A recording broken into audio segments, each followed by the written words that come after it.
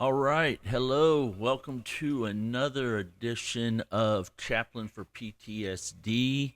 Thank you for joining me. I am Chaplain Dustin Farr.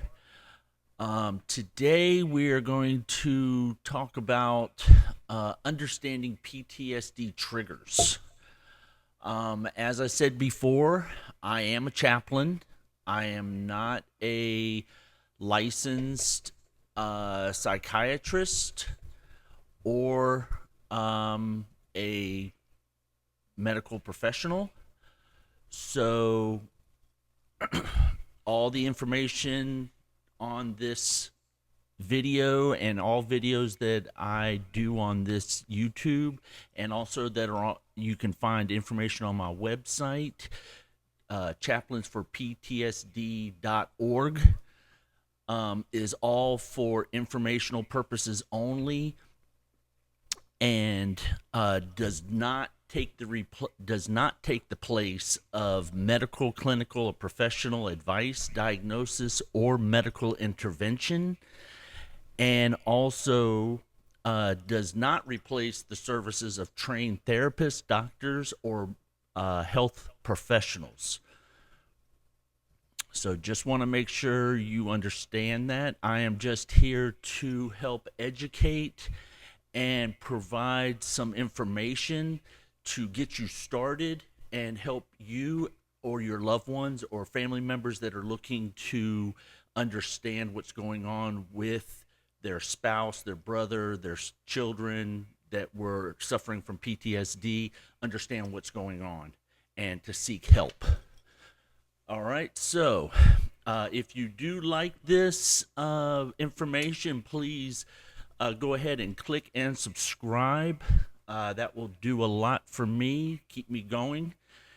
All right, so understanding PTSD triggers. So, PTSD triggers are reminders of past trauma that can cause a person to continually relive the intense emotional and physical reactions of the trauma happening over and over again. So you can take like stress and trauma. So stress is something that will happen right then, and then once the task is over, you move on. The stress is gone. But with trauma, PTSD, you go through that stress, that event, it doesn't end. It continually keeps coming back, and there are things that we call triggers that will cause, it's an internal trigger that will cause that event to react again. Now, it can be internal, or these triggers can be internal, which are like thoughts and feelings, or be external. They could be specific sights, sounds, smells. Understanding and managing triggers are a key part of coping with PTSD. So, again, a trigger is anything that reminds that person with PTSD of the traumatic event they experienced. And then basically, like I said, how that trigger works is when a person with PTSD encounters a trigger, their brain and body can react as if the trauma is happening again. It can lead to a range of symptoms, flashbacks, nightmares, anxiety, physical reactions like racing hearts, sweating. They can basically go into a trance and be reliving it right there in the middle of the day. So, like some examples of triggers. External trigger could be a car backfiring. That could remind a veteran of gunfire. A specific smell, like something burning, like a diesel smell burning, could remind them. Fireworks can remind veterans of explosions. Um, there's anything. I mean, it all depends on that individual. And internal triggers, example of internal triggers, sadness, anger, anxiety, racing heartbeat, and then the memory of the traumatic event. Um, Now, why these triggers are so important?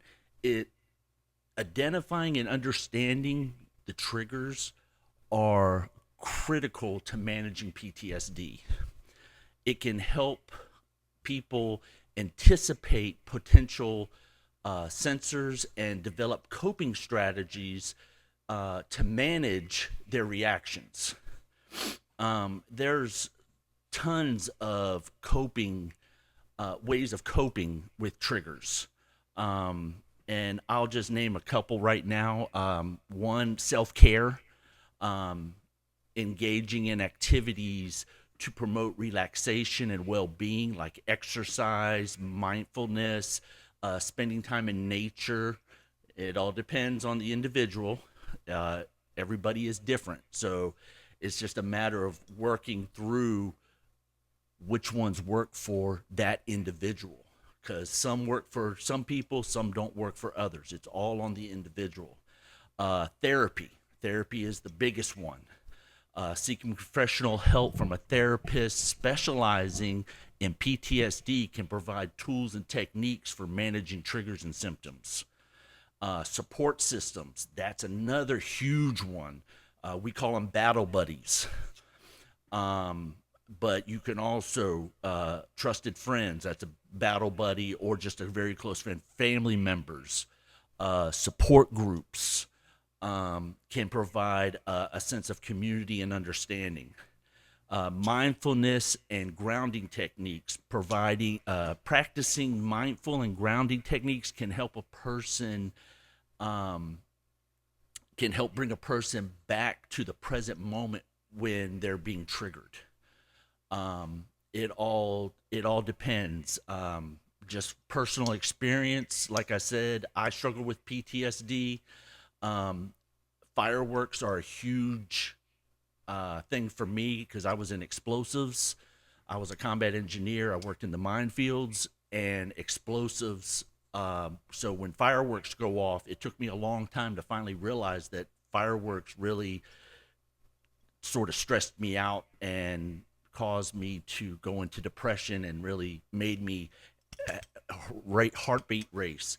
And I can anticipate, I can actually go see fireworks, and I just, one of my coping mechanisms is deep breathing and just relaxing and tapping on my chest to help control my breathing. That worked for me. It took me a long time to finally learn that and to uh, master it. But that worked for me. Now it doesn't work for everyone. Um, but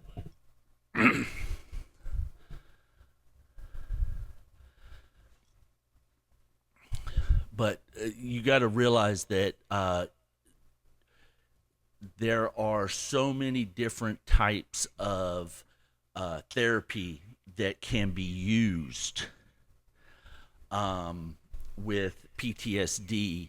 The most common type of therapy used by therapists is the CBT, cognitive behavioral therapy.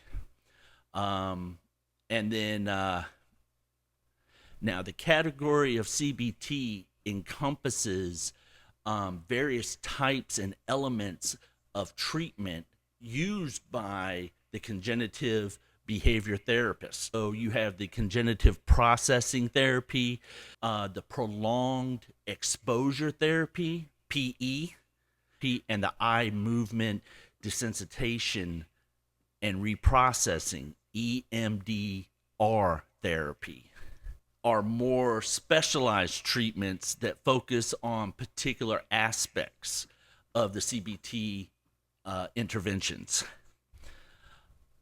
Um, And what I'll do in my next video is I will get more in depth into exactly what each one of those therapies really get down. I'll actually get down and break those down. But I do just want to leave you with something.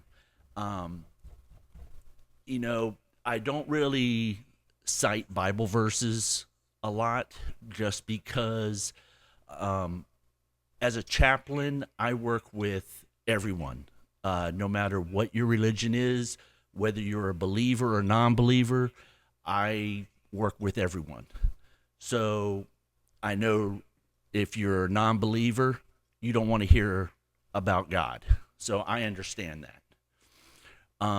But there are some Bible verses that can be used in just common sense, real world, and it's in Ecclesiastes 4:9, and what it says is, two are better than one, for if one falls, the other can pick him up. But if he's only one and he falls, there's no one there to pick him up. Now, that's actually a little bit of common sense. That's basically talking about having support, having a battle buddy. Because if you're by yourself, there's no one there to help you. But when there's two, when you have a support, when you have a battle buddy, they're there to pick you up when you call. When you call, they're there to answer the call. They're there to talk with you. They're there to help you. So remember that, please. This is Chaplain Farr signing off till next time. Take care.